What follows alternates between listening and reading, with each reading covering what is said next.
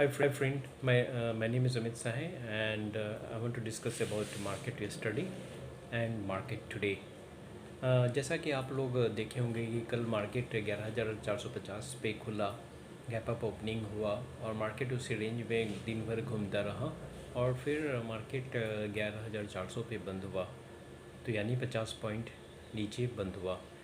कल अगर स्टॉक के बारे में देखा जाए तो सिर्फ जी इंटरटेनमेंट टॉप गेनर था, जो कि ऑलमोस्ट 13 से 14% तक ऊपर गया, जबकि जी इंटरटेनमेंट के रिज़ल्ट ख़राब आए थे।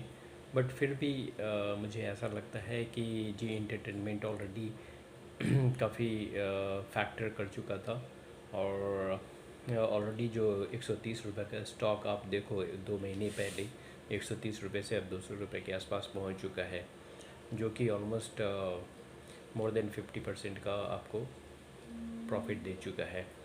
हो सकता है कल उसमें प्रॉफिट बुकिंग आए। ओवरऑल देखें तो मार्केट एक रेंज में ही घूमता रहा और ज़्यादा स्ट्रेंथ मार्केट में देख नहीं रहा था और मार्केट क्लोज होने के आसपास मार्केट में प्रॉफिट बुकिंग आई और लोगों ने प्रॉफिट बुकिंग की और 11,400 पे निफ्टी बंद हुआ। अगर आज का हम देखें, कल भी बैंक निफ्टी में बहुत ज़्यादा स्ट्रेंथ नहीं था। बैंक निफ्टी के कुछ stocks ICICI bank, HDFC bank और इंडसइंड बैंक में कुछ अपसाइड मूवमेंट देखने को मिला, बट स्ट्रेंथ बहुत ज़्यादा नहीं था, इसलिए बैंक निफ्टी में भी बहुत ज़्यादा मूवमेंट नहीं देखने को मिला। और अगर आज की हम बात करें तो आज आप देख सकते हैं कि इंटरनेशनल मार्केट जो है, US का जो मार्केट है वो डाउन है, यूरोप का मार्केट थोड़ा बहुत मिक्स है और एशियन मार्केट में सारे नेगेटिव टेरिटरी में हैं। और मुझे लगता है कि आज गैप डाउन ओपनिंग होगा और निफ्टी हो सकता है 11,300 के आसपास खुले, 100 पॉइंट नीचे। जैसा कि आप देख भी सकते हैं, मैंने स्नैपशॉट भेजा है जिसमें कि निफ्टी 11,286 पे दिखा रहा है। तो आज कल US फेड की कुछ मीटिंग थी और उन्होंने ये बोला है कि उन्होंने रेट ऑफ इंटरेस्ट अनचेंज ही रखा है, 0 के आसपास। और उन्होंने ये बोला है कि कोरोना वायरस का जो सिचुएशन है और जो इकोनॉमी का सिचुएशन है, कोई सुधार नहीं हो रहा है और बहुत ही अनसर्टेन फ्यूचर है नियर टर्म में। कुछ कहा नहीं जा सकता कि क्या होगा और लोगों के पास जॉब नहीं है, अनएम्प्लॉयमेंट नहीं है, एम्प्लॉयमेंट का कोई साधन नहीं दिख रहा है, बिज़नेस में लॉसेस हो रहे हैं। तो ये सब सारे सिचुएशन को देखते हुए जो मार्केट में बैलून क्रिएट किया गया था, बढ़ाया जा रहा था, मुझे नहीं लगता है कि बहुत ज़्यादा स्ट्रेंथ उसमें था। और अब जो है मार्केट हाई लेवल से आप देखो नास्डाक, डो जोन्स और S&P हाई लेवल पे पहुंच चुका था, अब वहाँ से प्रॉफिट बुकिंग आनी शुरू हो गई है और आप देखोगे कि उसमें वीकनेस बन रही है। और अगर जहाँ इंटरनेशनल मार्केट में US मार्केट में कमजोरी दिखती है तो उसका असर इंडियन मार्केट पे भी देखने को मिलता है।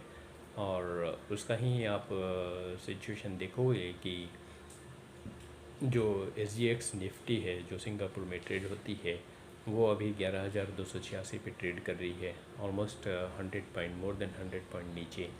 तो आज मार्केट वीक रहेगा और बहुत सारे स्टॉक्स में प्रॉफिट बुकिंग होंगे।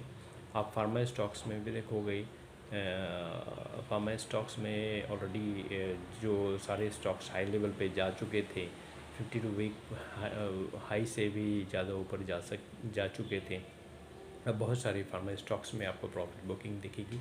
बैंकिंग स्टॉक्स अभी भी वीक लग रहा है, बैंक में भी आज कमजोरी रहेगी। ICICI बैंक, HDFC बैंक और सारे बैंकों में आज कमजोरी देख सकती है। बैंकिंग फाइनेंशियल सेक्टर वीक है, उसको बैंक निफ्टी को आप बेच सकते हो, बेच के प्रॉफिट बुक कर सकते हो। और आज वीकली एक्सपायरी भी है, तो मुझे लगता है कि आज मार्केट वोलेटाइल होने वाला है और जो भी ट्रेड करे कोशिश के साथ करें। और मुझे लगता है कि अभी कुछ प्रॉफिट बुकिंग होना बाकी है, कुछ मार्केट में अभी करेक्शन आना बाकी है। और जो सपोर्ट लेवल है वो 11,000 तक का दिख रहा है।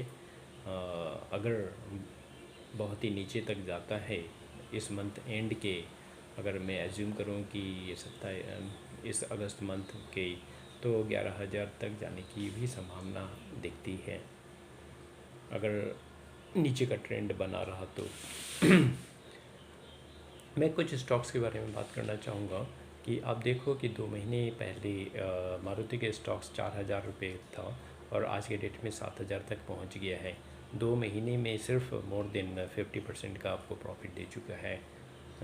इंडसइंड बैंक 300 रुपये का स्टॉक्स 500 रुपये के ऊपर पहुंच चुका है, ऑलमोस्ट 50% का प्रॉफिट दे चुका है।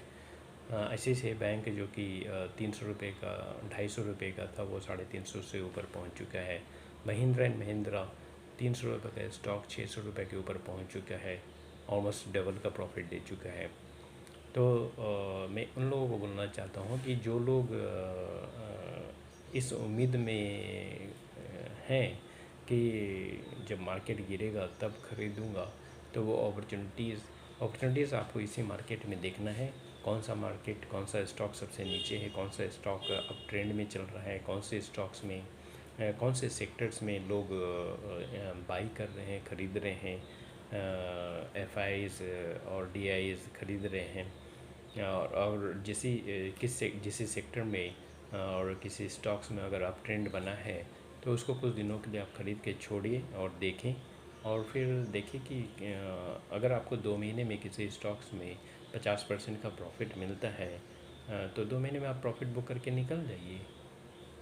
2 महीने में 50% बुरा नहीं है, it's a very good return, it's an excellent return. Bank में आप FD करते हो और 1 साल तक इंतज़ार करते हो 7% इंटरेस्ट के लिए, तो क्या आप इतना रिस्क नहीं ले सकते कि किसी स्टॉक्स में इन्वेस्ट करके 2 से 3 महीना तक कभी छोड़ के देखें और इंतज़ार करें और उसमें अच्छा प्रॉफिट बुक करें। अगर 2 महीने में आपको सपोज़ 10% भी मिल जाता है तो क्या बुरा है। तो इसलिए देखिए टीवी चैनल्स पे बहुत सारे लोग बोलेंगे ये ख़रीद लो, वो ख़रीद लो, ये कर लो, इसका ये टारगेट होगा। बट ओवरऑल मार्केट आपको खुद देखना है, समझना है, और उसमें खुद आपको स्टॉक आइडेंटिफाई करना है कि कौन सा स्टॉक्स जो है अभी सबसे नीचे वाले लेवल तक गिरा हुआ है और किस स्टॉक्स में अभी बाइंग इंटरेस्ट बना हुआ है, कौन से स्टॉक्स लोग ज़्यादा ख़रीद रहे हैं या किस स्टॉक्स में कितनी ज़्यादा अपसाइड मूवमेंट होने के चांसेस है। अब उसका 52 वीक लो देख लो, 52 वीक हाई देख लो और उसके अनुसार आप डिसीजन करो और ख़रीदो। बिना ख़रीदे हुए आप किसी भी स्टॉक्स का बिहेवियर पैटर्न डिसाइड नहीं कर सकते हैं, बढ़ेगा नहीं बढ़ेगा, वो ख़रीदने के बाद आपको पता चलेगा। 1 वीक आप देखो, ख़रीदो, 1 वीक तक आप उसका परफॉर्मेंस देखो, फिर हर एक वीक का एक टारगेट रखो, उसके अनुसार आप स्टॉक, या फिर जब मार्केट थोड़ा गिरता है, करेक्शन होता है, थोड़ा थोड़ा करके आप ख़रीदो। और लॉन्ग टर्म के लिए अगर आप रखना चाहते हो, थोड़ा थोड़ा इन्वेस्ट करो, फिर उसको देखो और वॉच करो। देखिए ऐसा नहीं है कि मार्केट अब बैक टू 7,500 तक जाएगा। कुछ करेक्शन होंगी, हमेशा करेक्शन होंगे और हमेशा मार्केट फिर ऊपर जाएगा। ये लो ट्रेंड और अप ट्रेंड बना रहेगा और इसी में आपको स्टॉक चूज़ करना है और आपको अपने इन्वेस्टमेंट के अनुसार इन्वेस्ट करना है। बट फिर भी मैं अभी ये कहना चाहता हूँ कि शॉर्ट टर्म के लिए आप ट्रेड करें, लॉन्ग टर्म के लिए तब ट्रेड करें जब मार्केट की सिचुएशन नॉर्मल हो जाए। लेट्स से सपोज़ अभी बहुत सारी चीज़ें बंद हैं, चल नहीं रही हैं, मॉल्स बंद हैं या सिनेमा हॉल्स बंद हैं या रेलगाड़ियाँ सब जगह नहीं चल रही हैं, फ़्लाइट्स, इंटरनेशनल फ़्लाइट्स भी बहुत लिमिटेड चल रहे हैं, मेट्रोज़ नहीं चल रहे हैं, लोग ऑफिस आ रहे हैं, जा रहे हैं, मार्केट खुला हुआ है बट मार्केट में अभी डिमांड नहीं है, और तो डिमांड नहीं है, तो उसके कारण बिज़नेस बहुत ज़्यादा ग्रो अभी नहीं कर पा रहा है। बट एक समय ऐसा आएगा, हो सकता है कि 1 से 2 महीने 3 महीने के अंदर में अगर अचानक से मार्केट रिवाइव कर गया तो सबसे तेज़ी जो बनेगी बैंकिंग और फाइनेंशियल सेक्टर में बनेगी।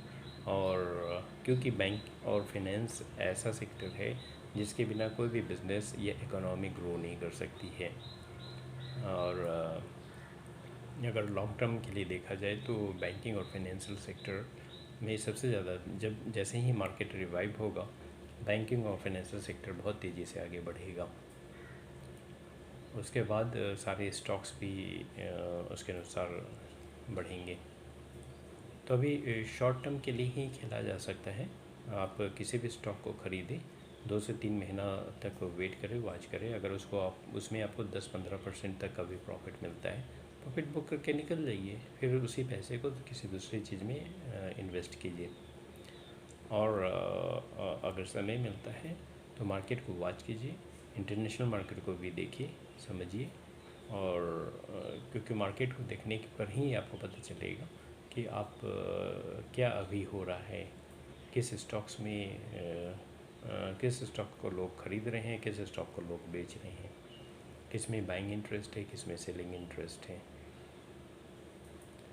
तो आज का तो मैं ये कहना चाहता हूँ, समरी ये करना चाहता हूँ कि आज मार्केट वीक है, मार्केट वीक रहेगा और मार्केट नीचे ही गैप डाउन खुलेगा और शायद कुछ सेलिंग प्रेशर्स रहेंगे। तो आज कुछ ज़्यादा अपसाइड होने की चांसेस कम हैं। तो अगर आपको वीडियो अच्छा लगा तो लाइक करें, शेयर करें। Thank you very much.